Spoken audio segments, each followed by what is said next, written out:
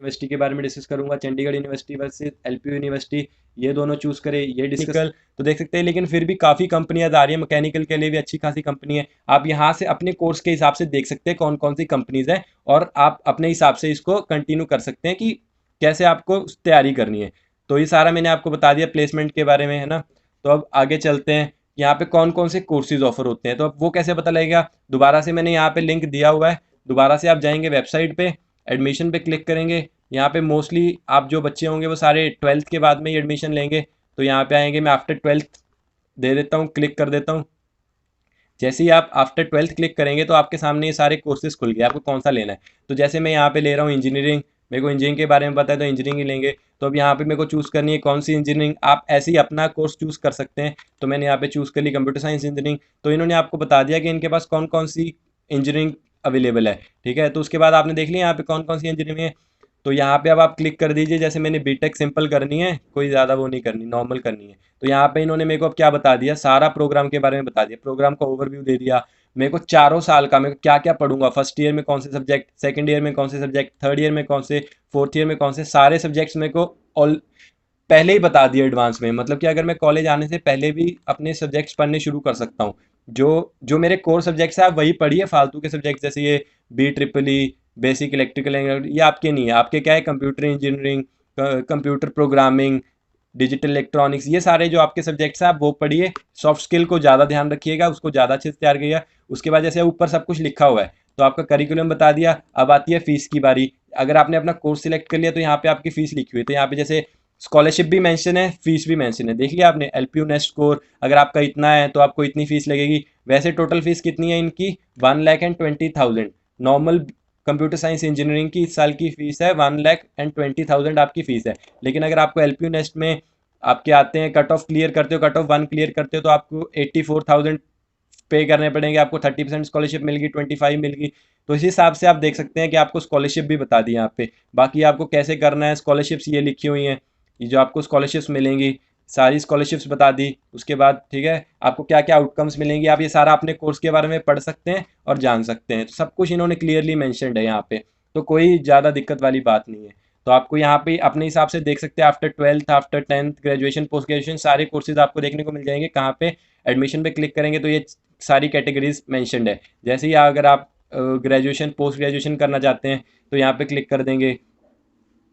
जैसे ही क्लिक करेंगे आपके सामने पेज आपके ये खुल जाएंगे सारे, ठीक है। ऐसे ही आपको अपने जो भी आपको चूज़ करना है उसके आप से करेंगे, और आपको अपने अपने कोर्सेज देखने को मिल जाएंगे। तो उसमें एडमिशन का एलिजिबिलिटी क्राइटेरिया का है, जैसे कि मैंने बताया था, आपका क्राइटेरिया है जो एलिजिबिलिटी का, वो मोस्टली होता है कि 10th और 12th में आपके 60% मार्क्स हो। किसी भी प्राइवेट यूनिवर्सिटी में जाइए, कहीं भी हो, तो वो उसका मैक्सिमम यही होता है। क्योंकि अगर हम मतलब अच्छी यूनिवर्सिटीज़ में नहीं प्लेस हो पाते, जैसे आईआईटीज़, एनआईटीज़, तो हमारे लिए प्राइवेट यूनिवर्सिटीज़ बचती हैं। प्राइवेट यूनिवर्सिटी में बच्चे इसीलिए आते हैं जब वो मतलब कि बड़ी जो यूनिवर्सिटीज़ है उनमें पेपर में क्रैक ना कर पाए, जेई मेंस क्रैक ना कर पाए, या उनको अपना साल बर्बाद नहीं करना, तो इसलिए वो आते हैं। तो मैंने आपको सब कुछ कोर्स करिकुलम बता ही दिया था, एडमिशन एलिजिबिलिटी क्राइटेरिया भी बता दिया। अब आता है कि हाउ टू अप्लाई। तो जैसे ही आपने, जैसे हमें यहाँ पे इंजीनियरिंग चूज़ कर ली ना, computer science engineering, PhD choose कर ली मैंने, तो यहाँ पे आ गया अप्लाई नाउ, देख रहे हैं आपने सामने। तो यहाँ पे आपको अपना नाम डालना है, अपना जेंडर डालना है, ईमेल डालिए, स्टेट डालिए, मोबाइल नंबर डालिए और रजिस्टर कर दीजिए। जैसे ही रजिस्टर करेंगे तो आपको एक ईमेल आईडी पासवर्ड आपका बन जाएगा। उस अकाउंट को जब भी आप लॉगिन करेंगे तो उसमें आपको आपकी एलपीयू नेस्ट की टेस्ट डिटेल्स मिल जाएंगी। आपको कुछ शायद पे करना पड़े, तो पे करने के बाद आपको एलपीयू नेस्ट होगा आपका, उसके हिसाब से आपको जितनी स्कॉलरशिप मिल जाएगी। और आपकी एडमिशन हो चुकी है, कोई बड़ी बात नहीं है। जैसे ही आपका एलपीयू नेस्ट हो गया, आपको कॉल आ जाएगी फीस पे करने के लिए, आपके डॉक्यूमेंट सबमिट करने के लिए, और आपकी एडमिशन हो जाएगी। तो मैंने आपको एडमिशन एलिजिबिलिटी क्राइटेरिया भी बता दिया, कोर्स करिकुलम भी बता दिया, हाउ टू अप्लाई बता दिया। सारे लिंक्स मैंने नीचे भी दिए हुए हैं। और उसके बाद स्कॉलरशिप्स मैंने आपको बता दी। तो ये टाइप्स ऑफ स्कॉलरशिप्स है, आप पॉज करके देख सकते हैं। स्कॉलरशिप आपको 10th और 12th के बेस पे मिल जाएगी। 10th और 12th में अगर आपके 12th में 95% से ऊपर मार्क्स है तो आपको डायरेक्ट स्कॉलरशिप मिल जाएगी, एलपीयू नेस्ट की भी जरूरत नहीं है। अगर आप जेई मेंस में आपके अच्छे स्कोर है तो आपको स्कॉलरशिप मिल जाएगी। अगर आपके इन दोनों में नहीं है, एलपीयू नेस्ट में आप अच्छा करते हैं, तो आपको स्कॉलरशिप मिल जाएगी, स्पोर्ट्स के बेस पे मिल जाएगी, पीएचडी के लिए मिल जाएगी, टॉपर्स ऑफ एजुकेशन बोर्ड के लिए मिल जाएगी, फाइनेंशियल एड भी मिल जाती है, लेकिन ये काफ़ी डिफिकल्ट होती है, ठीक है। लेकिन देख सकते हैं इन सब के बेस में, अगर आपके फादर रिटायर्ड डिफेंस में थे या सर्विंग है, मतलब आर्मी में है, तो आपको मिल जाएगी। उसके बाद आपको ऑफन्स है, अगर आपको तो मिल सकती है। तो आपको सारे डॉक्यूमेंट्स वगैरह सबमिट करने पड़ेंगे और आपको बहुत ईजिली मिल जाएगी। तो अब आगे चलते हैं। ये सारे जो मैंने पढ़े थे नेगेटिव रिव्यूज़, मेन बात यही आती है, सारे क्वेश्चंस को ध्यान में रखते हुए मैंने बहुत जगह से इनके आंसर्स पढ़े, उसके बाद ये सारे रिव्यूज़ जो मैंने यहाँ पे फाइंड किए थे, इसको भी आप पढ़ सकते हैं। सबसे पहला क्वेश्चन का आंसर था, is LPU a bad university? LPU is a good in terms of placement, infrastructure, facilities, highest package for engineering was 28 lakh package and average was 5 LPA. तो देख सकते हैं ना, यही था जो मैंने आपको बताया था कि कोई भी यूनिवर्सिटी गुड या बुरी नहीं है। 600 एकड़ में इतनी बड़ी यूनिवर्सिटी बनी हुई है तो वो बुरी तो नहीं है। प्लेसमेंट भी अच्छी है, इनकी प्लेसमेंट में भी कोई दिक्कत नहीं है। 825 कंपनीज आ रही हैं, तो मतलब कि अगर आप अच्छे अच्छे से पढ़ रहे हैं, आपका एकेडमिक रिकॉर्ड अच्छा है, तो आपको 825 मौके मिलेंगे प्लेसमेंट लेने के लिए। अगर आप फिर भी नहीं ले पा रहे तो उसमें यूनिवर्सिटी की कोई गलती नहीं है। तो एलपीयू इज बैड यूनिवर्सिटी? नहीं, एलपीयू बिल्कुल बैड यूनिवर्सिटी नहीं है, बहुत अच्छी यूनिवर्सिटी है, बहुत बड़ी यूनिवर्सिटी है, बहुत ही अच्छा इंफ्रास्ट्रक्चर है, बहुत ही अच्छी प्लेसमेंट है, बहुत ही अच्छी फैकल्टीज है। फैकल्टी की अगर मैं आगे बात करूंगा तो आगे जानिएगा, फैकल्टी ज़्यादा अच्छी नहीं कह सकते फैकल्टी के बाद में। तो ये सारे रिव्यूज़ है जो मैंने फाइंड किए थे, ये भी आप खुद पॉज करके पढ़ सकते हैं वीडियो को, तो आपको पता लग जाएगा। मैं ज़्यादा एक्सप्लेन नहीं करूंगा, सब कुछ लिखा हुआ है, आप खुद ही समझदार हैं। आगे ये भी रिव्यूज़ हैं, आप खुद ही पढ़ सकते हैं सारा कुछ। वीडियो को पॉज करिए और ये रिव्यूज़ पढ़िए अच्छे से। अगर आपको इनके भी लिंक्स चाहिए तो मैं इनके भी लिंक्स दे दूंगा।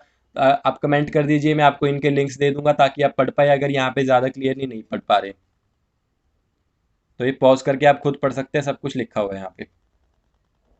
लेकिन आपको एक बहुत क्लियर बात बता देता हूँ कि इन रिव्यूज़ पे सिर्फ इतना ही है कि आपको अटेंडेंस के लिए बहुत स्ट्रिक्ट रहना पड़ेगा। 75% अटेंडेंस मैंडेटरी है। इन सबको मैंने पढ़ के जो देखा था, बच्चों को दिक्कत आती है कि 75 अटेंडेंस मैंडेटरी क्यों है। वो ज़रूरी है क्योंकि आप प्राइवेट यूनिवर्सिटी में पढ़ रहे हैं, इतना बड़ा कैंपस है, तो बच्चा बिगड़े ना और क्लास में आता रहे, पढ़ता रहे, इसलिए इन्होंने मैंडेटरी किया हुआ है कि आपकी 75% अटेंडेंस है जो मैंडेटरी हो। इसीलिए बच्चों को दूसरा होता है कि स्ट्रिक्टनेस है, तो स्ट्रिक्टनेस होना ज़रूरी है, ऐसी कोई दिक्कत नहीं है। उसके बाद होता है कि रिलेटिव मार्किंग सिस्टम है, उसमें थोड़ी सी बच्चों को दिक्कत आती है। लेकिन अगर आप अच्छा पढ़ रहे हैं, अच्छा कर रहे हैं, तो आपको कोई दिक्कत नहीं आएगी। प्लेसमेंट में भी अगर आपका एकेडमिक रिकॉर्ड सारा अच्छा है तो कोई दिक्कत नहीं आएगी। हाँ, तो ये सारे आपने पढ़ ही लिए होंगे। अब आगे चलते हैं, अब एलपीयू में रेटिंग कैसे करते हैं, ये सबसे इंपॉर्टेंट पार्ट है जो आपको चाहिए। तो ये रही सारी रेटिंग, देख सकते हैं प्लेसमेंट के लिए कितना है, 3.5 देते हैं 5 में से। मतलब कि आप देख सकते हैं इंफ्रास्ट्रक्चर में 4.5, मतलब कि बहुत ही ज़बरदस्त इंफ्रास्ट्रक्चर है। ठीक है। मैक, आपको हर कंप्यूटर लैब में जो आपके लैब्स होंगी ना, वहाँ पे मैक मिलेंगे। बहुत ही ज़्यादा इंफ्रास्ट्रक्चर, बहुत ही अच्छी क्लासेज हैं, है ना। वहाँ पे क्रिकेट स्टेडियम अवेलेबल है। कैंपस इतना बड़ा है, हर जगह पे पार्क्स हैं, गार्डन्स है, ग्रीनरी है, अच्छे हॉस्टल्स हैं, है ना, सारी फैसिलिटीज़ आपको अवेलेबल है। उसके बाद आती है फैकल्टी। 3 आउट ऑफ 5 देंगे फैकल्टी को। 3 क्यों दिया फैकल्टी को? क्योंकि जो जितनी भी फैकल्टी होती है ना, वो एक तो फ्रेशर होगी, जिनको 1 या 2 साल का एक्सपीरियंस होगा। उनमें से भी आधे टीचर्स ऐसे होंगे जो एलपीयू से ही ग्रेजुएट होंगे, या पोस्ट जिन्होंने मतलब कि एमटेक बीटेक ऐसे करके वहीं पे जॉब कर रहे होंगे एलपीयू में। उसके बाद आता है कि मोस्ट ऑफ द फैकल्टी जो होगी वो लोकल होगी, क्योंकि एलपीयू जैसे पंजाब में है, तो सारी जो मैक्सिमम टीचर्स होंगे वो सारे पंजाब के ही होंगे। कोई पटियाला, चंडीगढ़ इस साइड से आ रहा है तो वो सब यहीं पे लोकल होंगे। तो आपको ऐसा नहीं है कि कोई जगह जगह के टीचर्स देखने को मिलेंगे, तो सारे लोकल पंजाब के ही टीचर्स होंगे। इसलिए ज़्यादा एक्सपीरियंस नहीं है, कई टीचर अच्छे हैं, कई बुरे हैं, कईयों को खुद ही नहीं आता, कईयों को बहुत ज़्यादा अच्छे से आता है। तो इसलिए टीचर्स और फैकल्टी को दी है 3।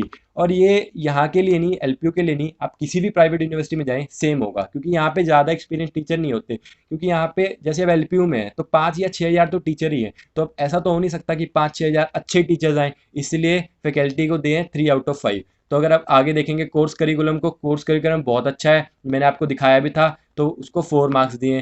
क्राउड और कैंपस लाइफ तो बहुत ज़्यादा ज़बरदस्त है, अंदर डोमिनोज है, बहुत सारे फूड ऑप्शंस हैं, है ना। देख सकते हैं, सबसे इंपॉर्टेंट बात अगर आप देख रहे हैं ना, तो यहाँ पर आपको नॉनवेज खाने को नहीं मिलेगा। प्योर वेज यूनिवर्सिटी है ना, आप यूनिवर्सिटी के अंदर ले सकते हैं ना, कोई यूनिवर्सिटी के अंदर आपको सर्व करेगा नॉनवेज। तो इस बात का बहुत ध्यान रखिएगा। Value for money, value for money है, मतलब जाएंगे तो आपको इतना अच्छा हॉस्टल, कैंपस लाइफ सब कुछ मिल रहा है, तो 4 out of 5 value for money है। प्लेसमेंट भी आपकी अच्छी हो जाएगी। सिक्योरिटी 5 आउट ऑफ 5, क्योंकि एक ऐसी यही यूनिवर्सिटी है जिसके हर कोने में, हर जगह पे सीसीटीवी कैमरास लगे हैं, और इसके पास रिकॉर्ड भी है कि सबसे ज़्यादा सीसीटीवी कैमरास लगाए हैं इन्होंने यूनिवर्सिटी में।